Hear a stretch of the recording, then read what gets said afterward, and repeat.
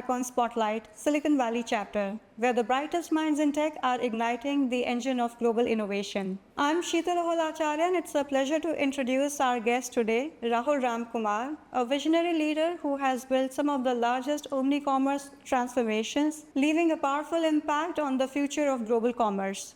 Hi Rahul, welcome to our show. Hi Sheetal. It's truly a pleasure to host you today. Thank you so much. The pleasure is mine. So Rahul, you have led some of the largest retail transformations. So how your experience has been and from where it all started? Gosh, probably have to take you all the way back to 2010, which was my almost like first job back at Flipkart. And that was sort of an accident and, never really aimed to be in retail or in tech or in product management, but it just sort of fell on my lap, I guess.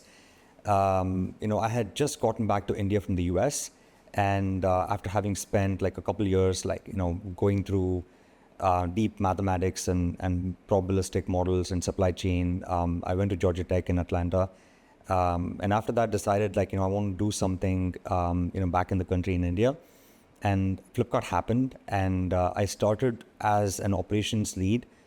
Trying to figure out how last mile is going to work, in the country at the time. And slowly sort of started building things, I guess I've always been a builder using tech, and then transitioned into product. So that's really how my tryst with retail started. Mm-hmm. And since then you have been into retail completely? It's been, it's been retail all along. It's almost 2.5 years of Flipkart, and then approximately a year and a half at Myntra, which was into fashion e-commerce. And almost 12 years, with Walmart, so it's sort of the biggest retail organization that's out there. And a very interesting way, Flipkart ended up acquiring Myntra, and Walmart ended up acquiring Flipkart. So I guess I can say that I've been part of just one organization all along. Mm-hmm. That's wonderful. And then how this experience has been as a leader, or how you have evolved as a leader with all this experience, all these years? Definition of a leader has been a very interesting evolution itself, in my own head as I've gone along, because I fundamentally never really believed that to be a leader, you need to have a designation. You can lead, right from the time you get to work until the end, I guess, of your life. Leadership principles are pretty simple in my head, because I believe that fundamentally when you're part of any organization, what you take away from that organization is relationships, is the knowledge that you sort of gain being part of that unique environment.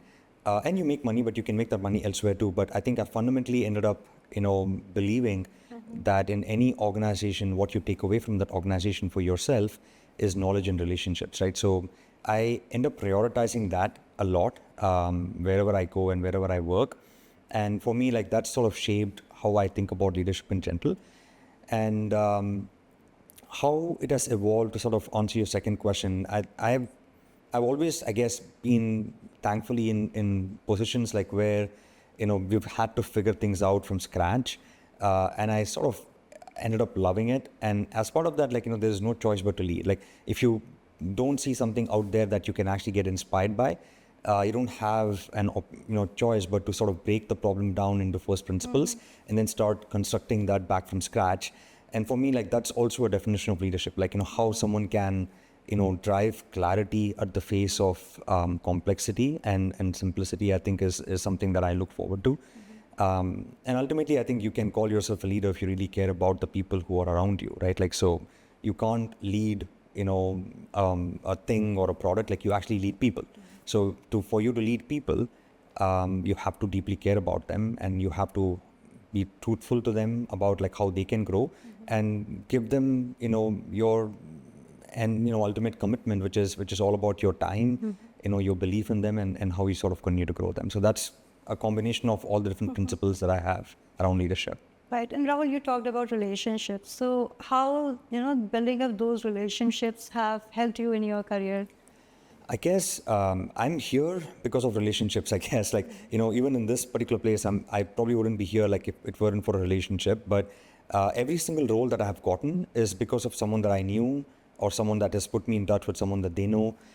So I believe fundamentally it's all about networks.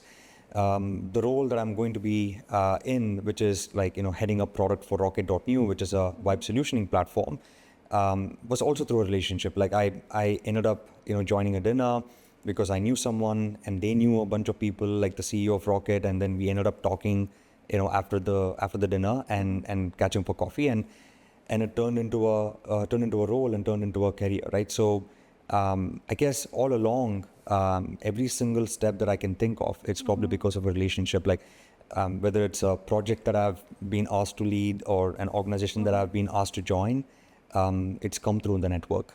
That's great.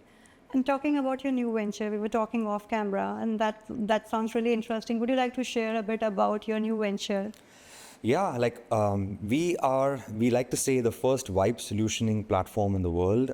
Wipe coding, as you might have heard, or no code, apps are basically like, where you can just use natural language, English primarily, and start building apps, right, in minutes and seconds. That's the future, I believe, of product and technology. And I'm like super excited, to be a part of the journey that Rocket is going to be on. And I'm going to be helping them lead product and strategy and help them with like go to market. So I'm very excited about, bringing Rocket to the world.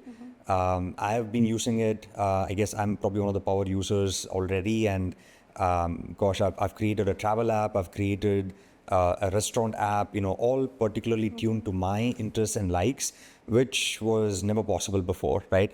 The only regret I have is I wish I had Rocket, last 15 years that I ever worked in product and tech, because I could have done all of that in minutes. But unfortunately, it took me 15 years to do all things that I did in my career. But I think, I'm jealous of the people who are growing up in this day and age. But I'm also interested to see like, how they're going to be shaping up their skills, because, with some of the things that technology is evolving into, the next generation is going to look at, how to sort of look at software development very, very differently. And I just want to play a small part in that. Really, I mean, that sounds a very interesting venture, and wish you good luck with that. Thank you so much. And on a lighter note, have you always been inquisitive, or it's the vibe from Bay Area? Well, I guess like, curiosity has been inculcated like, probably like way early, like, and probably goes back to how I grew up, right? Like I was just sharing with you like before this that my dad was in a transferable job when he was when we were all growing up and we were back in India. So we would be in a city for about a year or two, and then we would move again, right? So I grew up in probably 9 cities in India, and a couple of them outside of India, like as I was growing up. So you had to be curious to meet people, you had to learn, you had to pick up languages. So I think, that journey and that sort of way of growing up probably created that, inquisitiveness, like that thirst for knowledge, like that need to connect with people. Because if I did not connect with people, like I would have been left behind. So that sort of I probably credit that for all the development that I've had. I hated it, by the way, as a kid. If you had to change your friends like every 1 year or 2 years, like it was very hard. But thankfully, like as we went through it, like that also gave me a lot of social skills that I otherwise would have had a pretty hard time, like really inculcating. Wonderful. And like you talked about having been to different places. I think talked about 9 different places. Yeah. So I'd like to know more about your early days, like, where you were born and what all were the different cities you have been to. Yeah, of course. I think, well, I was born in the south of India, city called Chennai. It's the capital of a state called Tamil Nadu. Lovely city. I'm a huge fan of the city, having grown up there a little bit. From there, we actually went to another city in Tamil Nadu called Madurai. It's also famously called the Temple Town of India. Like, there's just a lot of temples and a lot of history there. I was obviously a very small kid. And then I went to another place called Tirupur. It's actually also called the textiles capital of India. Like, there's a lot of textiles. And there's a lot of relationship between another state of Gujarat in India, like, and that particular city in Tamil Nadu, because of the textile business. From there, we went to Chandigarh, which was all the way up north, from completely down south to up north. And it was an interesting time for me because in Chandigarh, like they speak Hindi, which obviously I did not know at that time. I could only speak Tamil and in fact not even English. And, for me to actually go from just speaking my mother tongue to picking up a completely different language like Hindi was a very interesting experience. Hard, but very interesting one as well. And I also ended up learning a little bit of Punjabi because, they actually speak a version of Hindi that's mixed with Punjabi there. And then I from there, I moved to Delhi. We spent about a year and a half in Delhi, which was again fantastic. Then went back to Chennai, grew up there 4 years in Trichy. I went to college there. I went to the National Institute of Technology at Trichy. Trichy was very interesting because since we were an NIT, we had like people from all over the country, right? So we had people from every single state represented. Like that college campus was almost like India, like, in a small microcosm, which was just absolutely amazing because I could then, meet with people from Bengal, from, Orissa, from Gujarat, from Rajasthan, from Uttar Pradesh, like which states that I had never been to, but, I could sort of vicariously sort of live through my friends' experiences and stuff they sort of talk about. Like I could taste, food from different lands, speak different languages. Like I really enjoyed the 4 years there. Then came here to the US, came to Atlanta, spent a couple of years there, like a little bit of time in New York, a little bit of time in the Bay Area, then went back to India, 6 years in Bangalore, 4 months in Mumbai.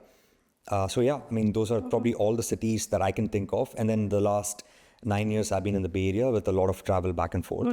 That's wonderful. It's like a wonderful journey. Yeah, I've been to it's lot a lot many of fun. places, Absolutely. lot much of learning as well.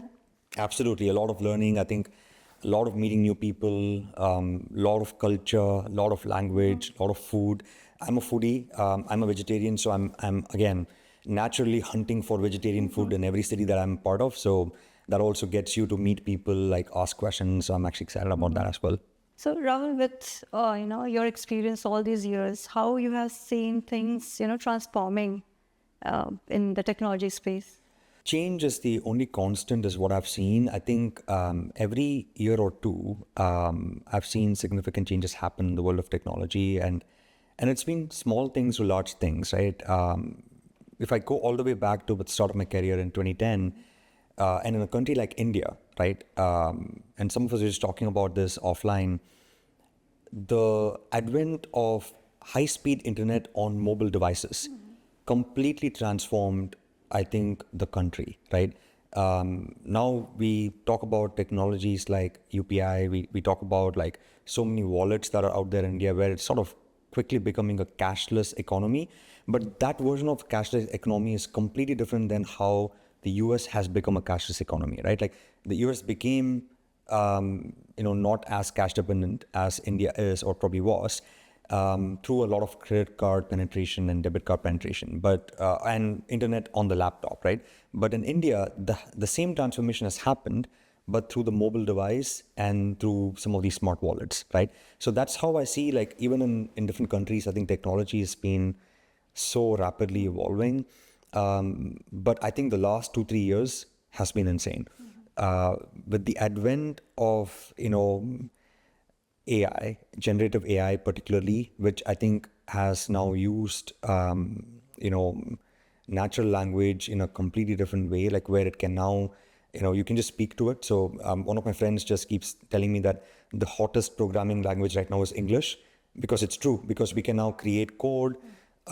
People who can never build before are able to build before, because all they have to do is speak a couple of sentences and we can create like apps end to end, right? So the last couple years in the progress that has been made in generative AI has been insane. But if you just take a step back and look at like everything else that has happened too, it's been great. Like how omni-commerce has evolved, like where people pretty much wrote off like brick and mortar retailers, and it's not the case. With Amazon evolving, it has also made space for people being able to trust the internet to order things. But they're also able to do that now, like in a very blended and hybrid way. So I think technology has progressed a lot.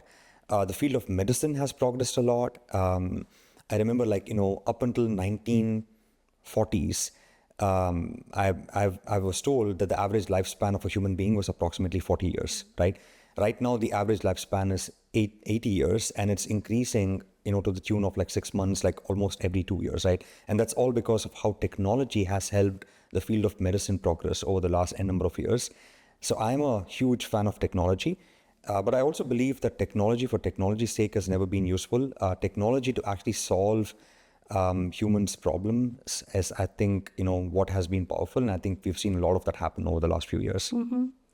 And the industries are evolving as well along with technology. And having worked in retail, could you share any project or any example of like one of the most challenging projects that you have worked on in the past? Maybe a couple. Like I think the first one I'd probably go back to when COVID actually happened, right? So in 2020, I was working for one of the large retailers in the country, and we used to have two separate applications, like one to just order groceries and the second one to actually order everything else, right?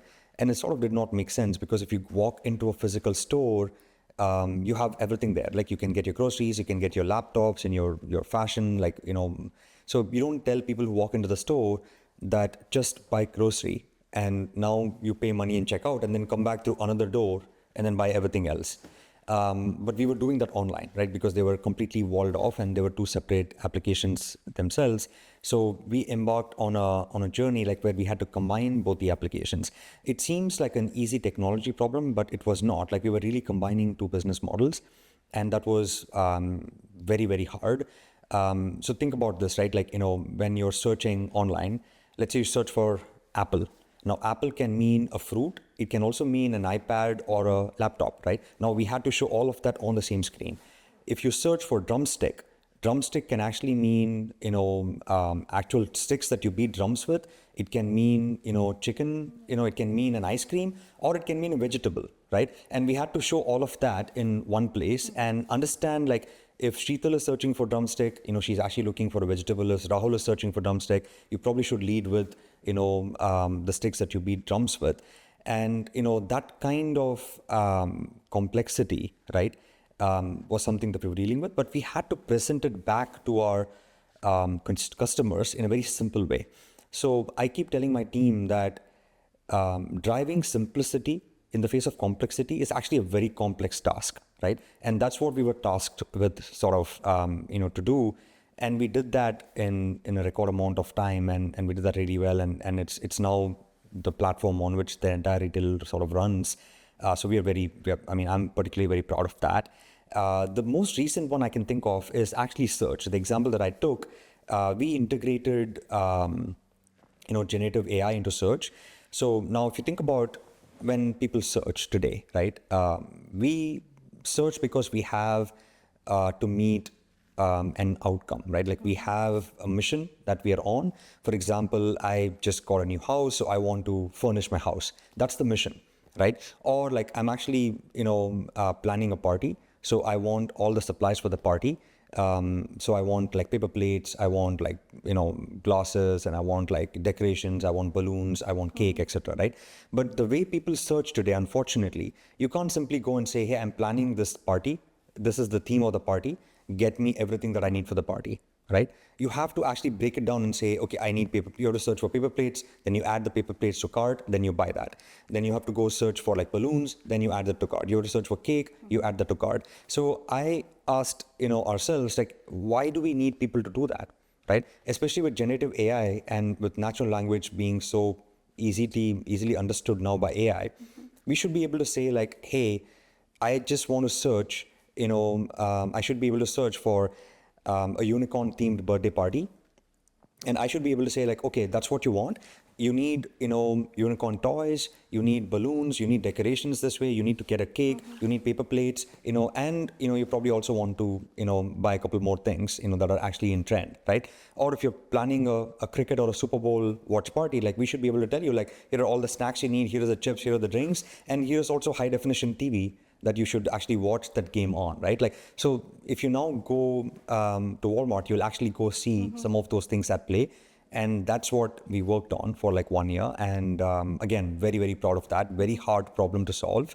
But once, we get that to scale, I think how people actually buy items from retailers are going to be very different. Interesting insights.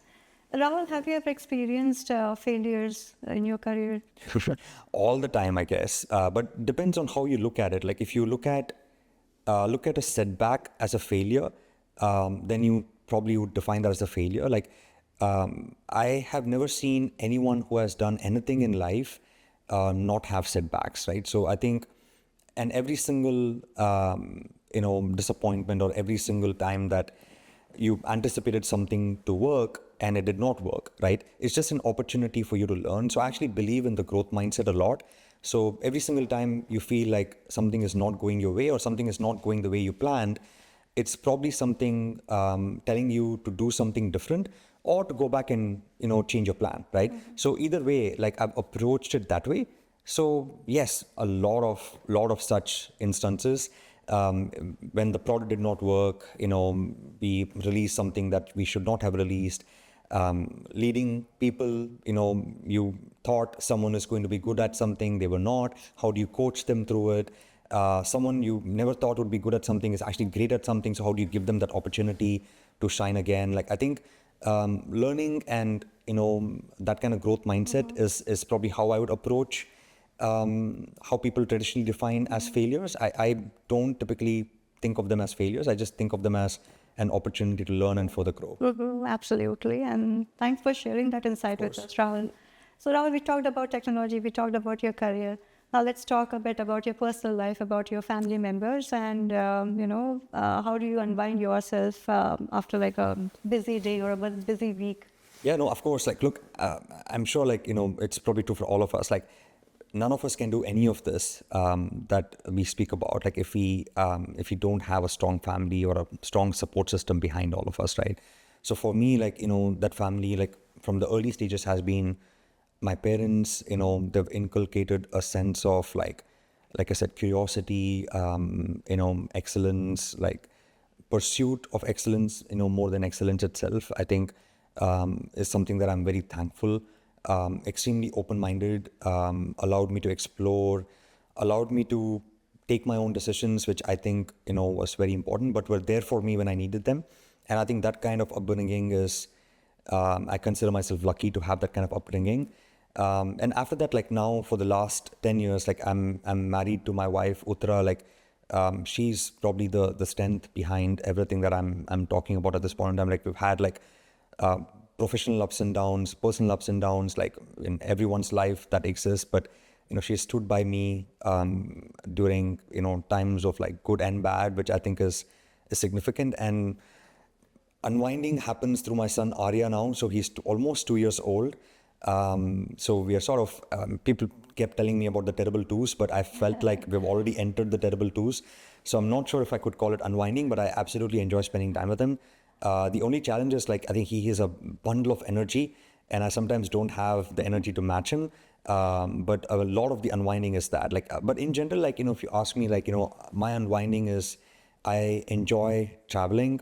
Both me and my wife enjoy traveling. So we also enjoy theme parks. So I've probably been to all the Disney parks in the world, probably with the exception of Tokyo. I've been to all the Universals in the world. I've gone to everything in India you can think of, like SL World, Apugar in the north, like everything that you can think of. I want to go to a couple of them in Dubai that I really like. So yeah, like I'm a huge theme park fan. I love traveling. We love, taking a drive. I was just talking to Raj before this about how he drove all the way from Calgary to here. I'm like, oh my God, I want to do a long drive. So yeah, like at some point in time, maybe the next thing that we do is once, kids grow up a little bit, like probably do a long drive somewhere. So these are on your bucket list? A lot of things are on my bucket list, but Top three things. Top three things. Like I think, we have always wanted to go to Italy. So that's something that we probably want to do.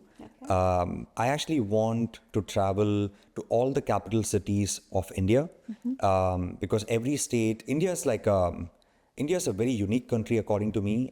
Every country is very unique in its own right, but the way India is unique is that like every 100 miles, like language changes, cuisine changes. You have people of all different kinds of backgrounds. So I've had this sort of curiosity about exploring all the different cities and states of India. So that's probably on the bucket list.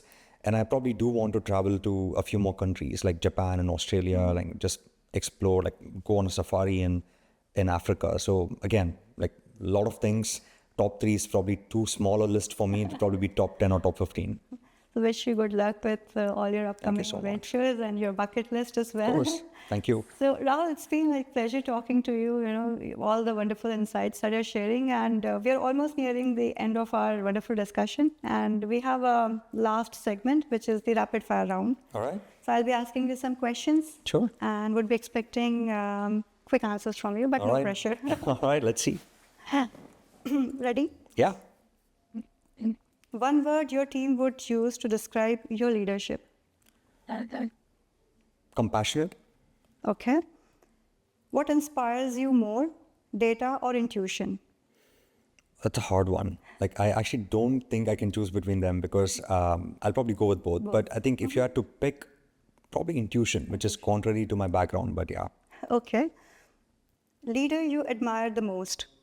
I've admired Narendra Modi, who is the Prime Minister of India, from the background that he has come from. Like, he has led at the face of adversity.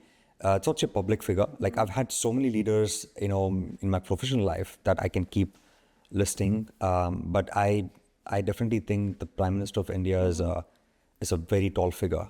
Wonderful answer. Your leadership mantra in 3 words. In 3 words. You can use 4, 5. I was going to use a sentence, but You can use sentence. no, it's all that's good. fine.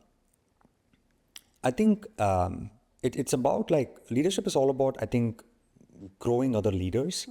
So that's probably what I'll code. Like, identifying and growing talent is probably what I think leadership is all about. Great answer. The next one. What matters more to you, speed or perfection?